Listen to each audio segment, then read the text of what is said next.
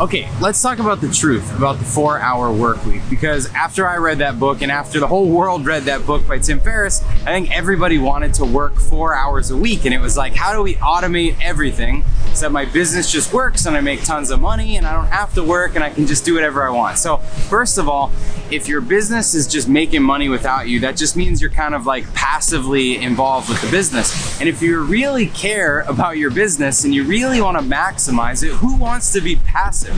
Like, if you've got something good, you've got a good product or a service, then probably you're trying to maximize it. You're trying to kill it and get everything that you can out of it while it's good. So you don't want to be passive in the business. So if it is something that you truly just want to be a passive income, that means that you're focused somewhere else in your life and you're looking for a lifestyle business that will support that other area of your life, which is totally fine. That's actually what Tim Ferriss was doing when he had his original book. He was setting up some way to make money so he could travel the world and take dance classes and do all the things he wrote about in the book.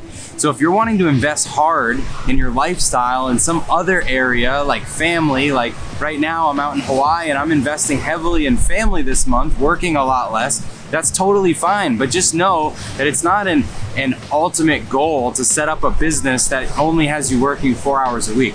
Now, a good friend of mine, a mentor, Scott Fritz, wrote a kind of play on words book called The 40-Hour Work Year, which is more accurate, I think. If you're truly passive in your own business, you might work 40 hours a year because you're involved with the quarterly planning, the annual planning, and kind of a check-in every month or something like that. And that's really it.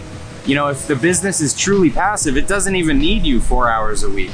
But for most of you that are listening to this, you're gonna wanna work way more than 4 hours to build whatever it is that you're building.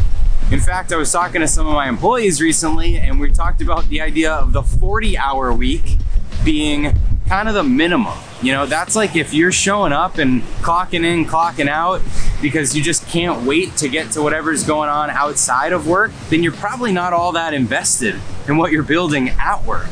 If you really love what you're doing, you're putting in the time because you love it so much. You can't turn off the laptop. You're working late hours of the night because you're building something. And even if you're working for a business, you might be so invested in what you're creating for that company and so ambitious to grow personally that you can't unplug because you're so excited about doing the next thing and doing the next thing and getting ahead and showing your boss that you're awesome. And that's what most people that are ambitious want to do.